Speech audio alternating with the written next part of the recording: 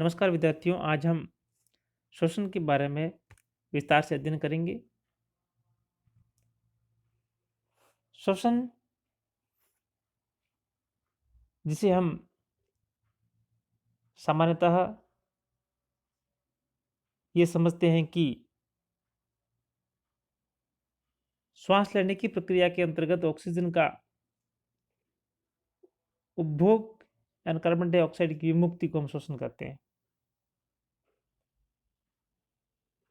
परंतु इस परिभाषा से हम ये नहीं समझ सकते, अर्थात ये नहीं कह सकते कि आवश्यक नहीं है कि श्वसन क्रिया में हमेशा ही ऑक्सीजन का उपभोग हो, अर्थात ऑक्सीजन के अभाव में भी श्वसन क्रिया होती है। क्योंकि हम सभी जानते हैं कि कई अनोक्सिक जीवाणु में ऑक्सीजन के अभाव में श्वसन की क्रिया निरंतर उनके अंदर जारी रहती है। इस प्रकार से हम कह सकते हैं कि ऑक्सीजन की उपस्थिति अथवा अनुपस्थिति में जटिल कार्बनिक पदार्थों के ऑक्सीकरण के द्वारा जो ऊर्जा की विमुक्ति होती है, इसे श्वसन कहते हैं। अब श्वसन की जो क्रिया है, जो ऑक्सीकरण की अभिक्रिया है, यह एक अपने आप में बहुत ही जटिल अभिक्रिया है, जिसे सामान्य समीकरण के द्वारा हम इस प्रकार से दर्शाते हैं कि ग्लूकोज का एक मॉलिक्यूल है, उसके साथ में 6 अणु ऑक्सीजन के ऑक्सीकरण में प्रयुक्त होते हैं और उसके फलस्वरूप हमें 6 अणु कार्बन डाइऑक्साइड और 6 अणु जल की प्राप्ति होती है। साथ ही साथ 686 किलो कैलोरी ऊर्जा की विमुक्ति होती है इस प्रक्रिया में।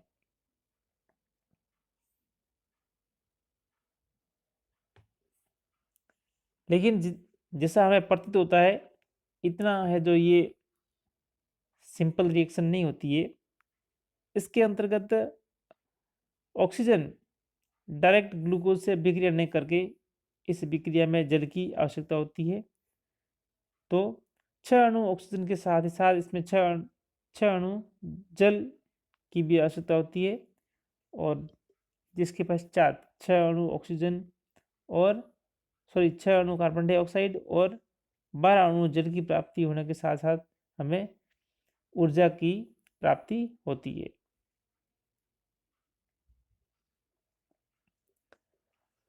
अब हम देखते हैं कि जो श्वसन तथा प्रकाश संश्लेषण दोनों में क्या अंतर है। तो श्वसन की प्रक्रिया के अंतर्गत जो हमने देखा है कि श्वसन एक है जो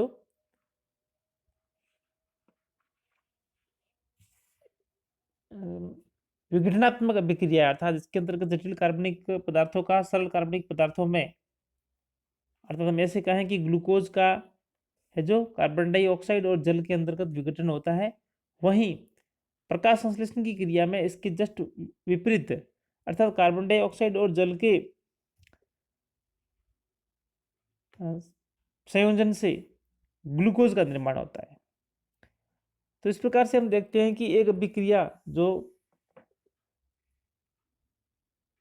विघटनात्मक है, वहीं दूसरी अभिक्रिया है जो संश्लेषणात्मक है। अर्थात हम ये कह सकते हैं कि जो प्रकाश संश्लेषण की अभिक्रिया है, वह है तो है जो उपचयी अभिक्रिया है, जिसके अंतर्गत सरल कार्बनिक पदार्थों जटिल कार्बनिक पदार्थों का निर्माण होता है। वहीं जो श्वसन की अभिक्रिया है, वह है जो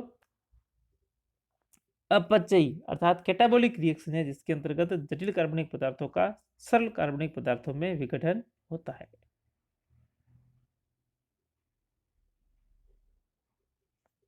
अब श्वसन की क्रिया में प्रयुक्त होने वाले आधारीय पदार्थ, जिसे हम श्वसन क्रियाधार कहते हैं। श्वसन क्रिया में जिन जटिल कार्बनिक पदार्थों के ऑक्सीकरण के द्वारा ऊर्जा मुक्त होती है, उन्हें हम श्वसन क्रियाधार कहते हैं। कोशिकाओं में उपस्थित कार्बोहाइड्रेट, वसा, कार्बनिक अम्ल, प्रोटीन, ये सभी पदार्थ है जो कोशिकाओं में श्वसन क्रियाधार के रूप में प्रयुक्त होते हैं। इसके अंतर्गत सबसे पहले हम देखते हैं कार्बोहाइड्रेट। तो जब कार्बोहाइड्रेट की बात करते हैं तो अधिकतर पादपों में कार्बोहाइड्रेट श्वसन क्रियाधार के रूप में प्रयुक्त होने वाले मुख्य पदार्थ होते हैं। इसके अंतर्गत मुख्य रूप से स्टार्च, इनुलिन, सुक्रोज, ग्लूकोज तथा फ्रक्टोज है। जब कार्बोहाइड्रेट्स का श्वसन क्रियाधार के रूप में उपयोग होता है तो जटिल कार्बोहाइड्रेट्स का सबसे पहले सरल कार्बोहाइड्रेट्स में परिवर्तन होता है।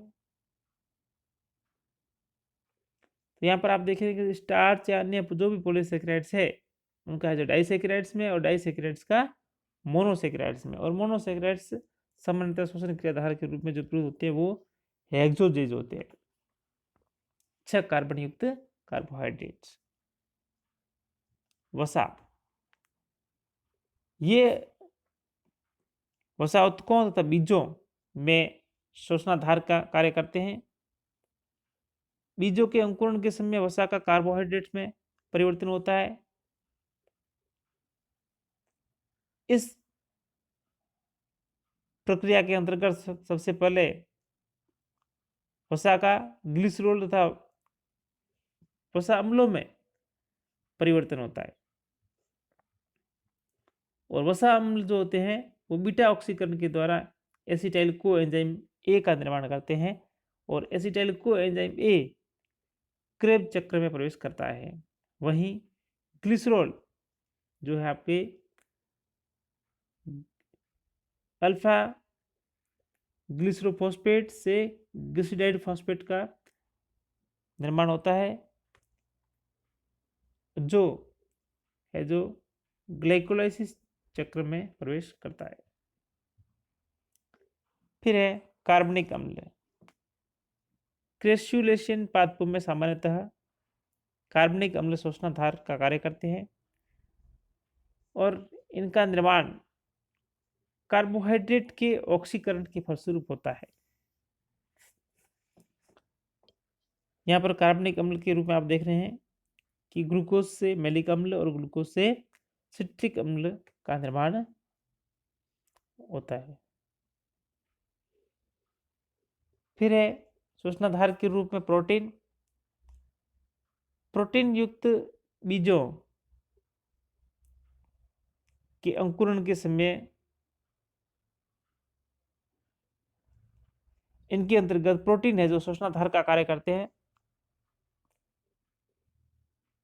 जब प्रोटीन श्वसनाधार का कार्य करते हैं तो सबसे पहले प्रोटीनों का अपघटन एमिनो अम्ल में होता है, और एमिनो अम्ल के विअमीनीकरण से कार्बनिक अम्लों का निर्माण होता है, और ये कार्बनिक अम्ल है जो क्रेब चक्र में प्रवेश करते हैं।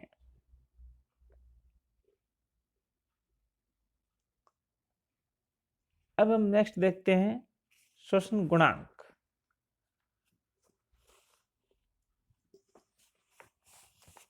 श्वसन क्रिया में विभिन्न कार्बनिक पदार्थों का ऑक्सीकरण होता है, जिसके लिए सामान्यतः ऑक्सीजन का अवशोषण तथा ऑक्सीकरण के फलस्वरूप कार्बन डाइऑक्साइड का विमोचन होता है। तो ऑक्सीजन तथा कार्बन डाइऑक्साइड गैसों के श्वसन क्रिया में पारस्परिक अनुपात को हम श्वसन गुणांक कहते हैं। अर्थात हम ऐसे कह सकते हैं कि निश्चित ताप और दाब पर एक निश्चित भार वाले ऊतक से इकाई समय में विमुक्त कार्बन डाइऑक्साइड तथा अवशोषित ऑक्सीजन के अनुपात को हम श्वसन गुणांक कहते हैं।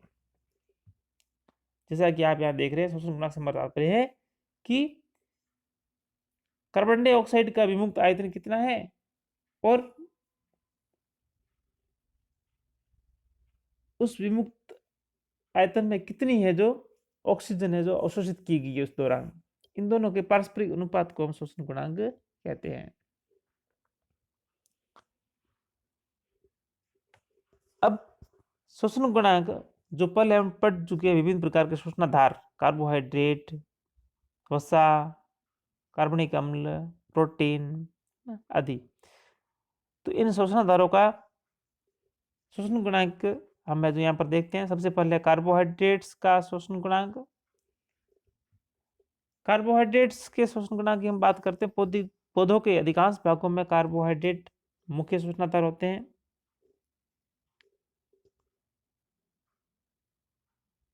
सभी प्रकार के कार्बोहाइड्रेट्स का सबसे पहले हेक्सोज में परिवर्तन होता है, जो शोषणाधार का कार्य करता है। हेक्सोज शर्करा जैसे ग्लूकोज के पूर्ण ऑक्सीकृत होने पर अवशोषित ऑक्सीजन की मात्रा विमुक्त कार्बन डाइऑक्साइड के समान होती है, इसलिए इन कार्बोहाइड्रेट्स अर्थात हेक्सोज का शोषण गुणांक हमेशा 1 अथवा इकाई होता है। तो जैसा कि आप देख रहे हैं कि कार्बोहाइड्रेट जो हेक्सोज है, उनके ऑक्सीकरण के फलस्वरूप आप देख रहे हैं कि 6 अणु कार्बन डाइऑक्साइड की विमुक्ति देती है, और इसके अंतर्गत इस विक्रिया में 6 अणु ऑक्सीजन का उपभोग होता है। तो इस प्रकार से विमुक्ति और उपभोग अणुओं की पारस्परिक अनुपात समान होने के कारण इसका शोषण गुणांक है जो 1 होता है। फिर है वसा का शोषण गुणांक। वसा प्रमुख रूप से तेलीय बीजों में संग्रहित होती है, जो बीजों के अंकुरण के समय शोषणाधार का कार्य करती है। वसाओं में कार्बन की तुलना में ऑक्सीजन का अनुपात कार्बोहाइड्रेट की तुलना में काफी कम होता है, इसलिए इनके पूर्ण ऑक्सीकरण में अधिक ऑक्सीजन की आवश्यकता होती है। इसके अतिरिक्त वसाओं का ऑक्सीकरण सीधे ही नहीं होकर पहले इनका अपघटन वसा अम्लों व ग्लिसरॉल में होता है, जैसा कि हम पहले पढ़ चुके हैं, तथा इस प्रक्रिया में कुछ ऑक्सीजन का उपभोग होता है। इस कारण वसा का शोषण गुणांक 1 से कम होता है। वसाओं के ऑक्सीकरण में कार्बोहाइड्रेट की तुलना में अधिक ऊर्जा की उत्पत्ति होती है। आप यहाँ पर देख रहे हैं कि वो जो ओलिक अम्ल है, उसके ऑक्सीकरण के फलस्वरूप आप देख रहे हैं कि जो इसका शोषण गुणांक है वो 0.71 है। वहीं ट्राइपामिटिन का 0.7 है और ट्रायोलिन का 0.7 है। तो कहने का मतलब है कि वसाओं का जो शोषण गुणांक होता है वो हमेशा 1 से कम होता है। नेक्स्ट है प्रोटीन का शोषण गुणांक। प्रोटीन युक्त बीजों में प्रोटीन या अमीनो अम्ल मुख्य शोषणाधार होते हैं।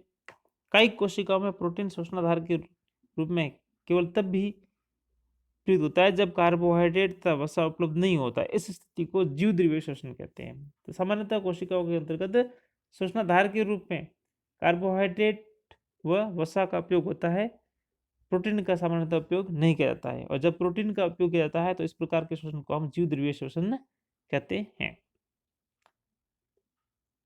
वसाओं के समान प्रोटीन में भी ऑक्सीजन की मात्रा कार्बन की तुलना में कार्बोहाइड्रेट से कम होती है, इसलिए इनके पूर्ण ऑक्सीकरण के लिए अधिक ऑक्सीजन की आवश्यकता होती है, अर्थात प्रोटीन का शोषण गुणांक भी वसा की तरह 1 से कम होता है।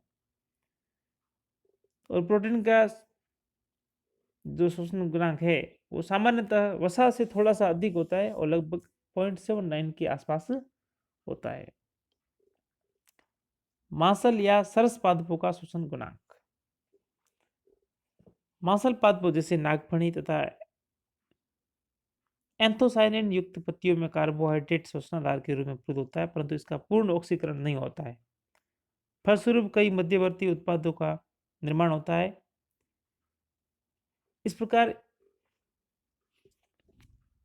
इन पादपों में CO2 का निर्माण नहीं होता है।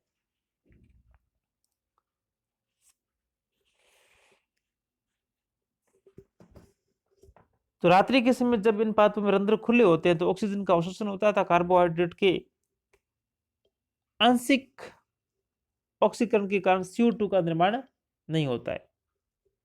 इस प्रकार शोषण गुणांक का मान 1 से काफी कम, लगभग 0 लगभग है जो 0 होता है। दिन के समय रात्रि में बड़े मध्यवर्ती उत्पादों का पूर्ण ऑक्सीकरण होता है, इस क्रिया में निर्मित CO2 का प्रकाश संश्लेषण में उपयोग कर लिया जाता है। अतः प्रत्यक्ष रूप से हम देखते हैं तो CO2 की विमुक्ति नहीं होती है। तो इस प्रकार दिन में भी शोषण गुणांक का मान लगभग 0 होता है। कार्बनिक अम्लों का शोषण गुणांक। मसल प्रकृति के कुछ पादपों में कार्बनिक अम्ल शोषणाधार होते हैं।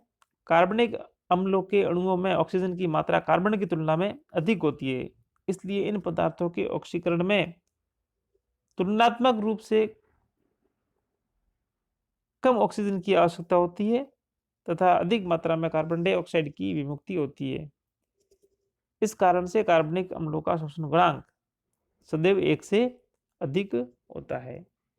उदाहरण के रूप में आप देखेंगे तो ऑक्जेलिक अम्ल का शोषण गुणांक आपको दे रहा है 4, मैलिक अम्ल का 1.3, टार्टरिक अम्ल का 1.6 और सिट्रिक अम्ल का 1.33 है जो इनका शोषण गुणांक होता है। नेक्स्ट बात करते हैं हम वसीय बीजों जो कि परिपक्व हो रहे होते हैं का शोषण गुणांक। तो परिपक्व होते वसीय बीजों का शोषण गुणांक परिपक्वन के समय सरल कार्बोहाइड्रेट्स का इनके अंतर्गत वसा में परिवर्तन होता है तथा इस क्रिया में ऑक्सीजन मुक्त होती है और मुक्त ऑक्सीजन का शोषण क्रिया में उपभोग कर लिया जाता है। इस प्रकार शोषण हेतु बाहर से ऑक्सीजन प्राप्त किए बिना ही इन परिपक्व होते वसीय बीजों में CO2 की विमुक्ति होती है। इस प्रकार इन बीजों में परिपक्वन के समय शोषण गुणांक का मान 1 से काफी अधिक होता है, परंतु अंकुरण के समय इन वसीय बीजों का शोषण गुणांक 1 से कम होता है क्योंकि उस समय इनमें शोषणाधार वसा होता है।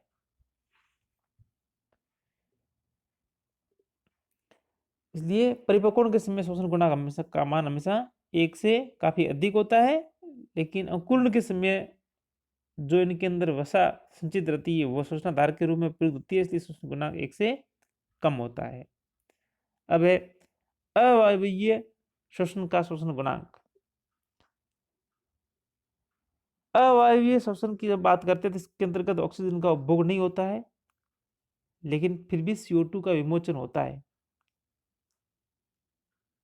इस कारण इनका शोषण गुणांक है जो 1 से अधिक ही होता है। तो यहाँ पर आप देखेंगे तो ग्लूकोज है, ग्लूकोज का अवायवीय शोषण के अंतर्गत एथेनॉल में रूपांतरण होता है, साथ ही कार्बन डाइऑक्साइड की मुक्ति होती है। तो इस अभिक्रिया में ऑक्सीजन का उपभोग नहीं होते हुए भी कार्बन डाइऑक्साइड की मुक्ति होती है, अतः इनका शोषण गुणांक अनंत होता है।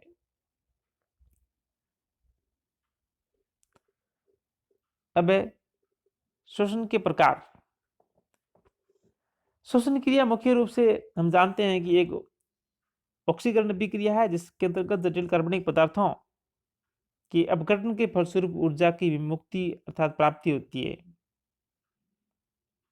यह क्रिया ऑक्सीजन के उपयोग अर्थात उपस्थिति अथवा बिना उपयोग अर्थात अनुपस्थिति में भी संपन्न हो सकती है। जब शोषण की क्रिया में ऑक्सीजन का उपभोग नहीं होता है तो हम इस प्रकार की शोषण अभिक्रिया को ऑक्सीशोषण या एरोबिक रेस्पिरेशन कहते हैं।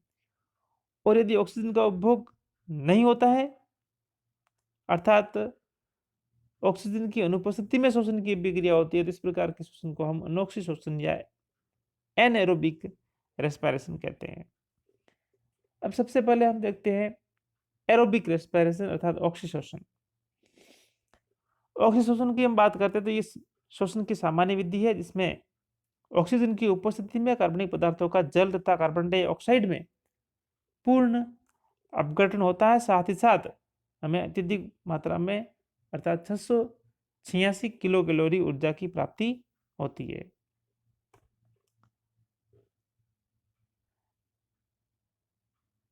अनोक्सी शोषण की हम जब बात करते हैं तो हमारा तात्पर्य जब कार्बनिक पदार्थों का अपघटन अर्थात ऑक्सीकरण ऑक्सीजन की अनुपस्थिति में होता है, तो इस प्रकार की अभिक्रिया को हम अनोक्सिशोषण अर्थात एनारोबिक रेस्पिरेशन कहते हैं। और इस अभिक्रिया के अंतर्गत कार्बनिक पदार्थों का अपूर्ण ऑक्सीकरण होता है तथा CO2 वो जल का निर्माण न होकर के अन्य पदार्थों का निर्माण होता है। इस प्रक्रिया में हम जानते हैं कि आंशिक ऑक्सीकरण होता है, इसलिए ऊर्जा का अल्प मात्रा में ही उत्पादन होता है। इस अभिक्रिया को हम इस प्रकार से देख सकते हैं कि ग्लूकोज के आंशिक ऑक्सीकरण के फलस्वरूप 2 अणु एथेनॉल और 2 अणु कार्बन डाइऑक्साइड के साथ में अल्प मात्रा में अर्थात 56 किलो कैलोरी ऊर्जा की प्राप्ति होती है।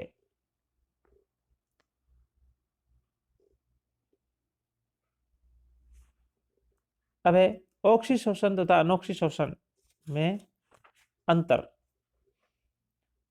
अंतर की बात करते हैं तो सबसे पहले हम देखते हैं कि ऑक्सीशोषण के अंतर्गत ऑक्सीजन की आवश्यकता होती है तथा शर्करा का पूर्ण विघटन होता है। वहीं अनोक्सीशोषण के अंतर्गत ऑक्सीजन की आवश्यकता नहीं होती है तथा शर्करा का अपूर्ण विघटन होता है। जल व कार्बन डाइऑक्साइड है जो ऑक्सीशोषण के अंतिम उत्पाद होते हैं, वहीं अनोक्सीशोषण में कार्बन डाइऑक्साइड व इथाइल एल्कोहल या लैक्टिक अम्ल है जो अंतिम उत्पाद होते हैं। तीसरे पॉइंट की हम बात करते हैं तो ऑक्सीशोषण के अंतर्गत यह शोषण जो है जो ऑक्सीशोषण उच्च पादपों में सदैव जारी रहता है। वहीं अनोक्सीशोषण की बात करते हैं तो यह उच्च पादपों में अस्थायी रूप से असामान्य परिस्थितियों में ही संपन्न होता है।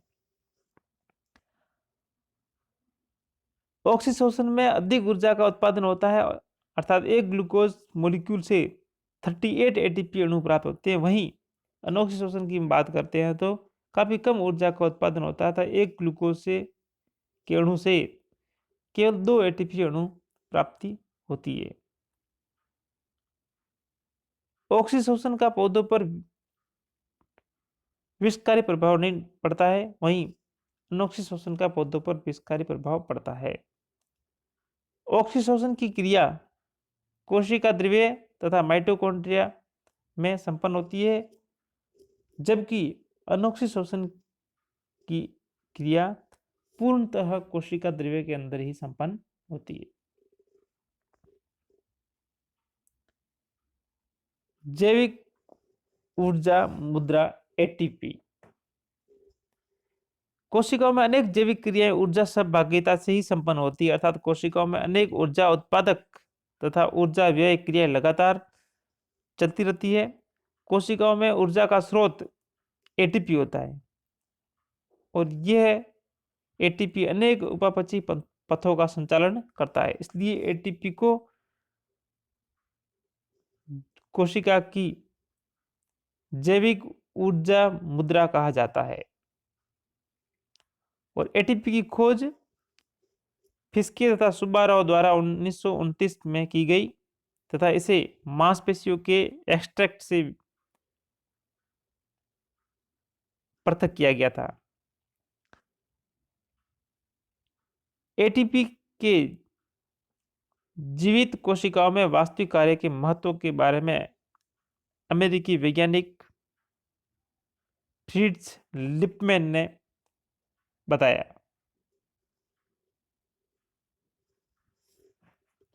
यहाँ पर आप है जो एक एटीपी अणु की संरचना को देख रहे हैं।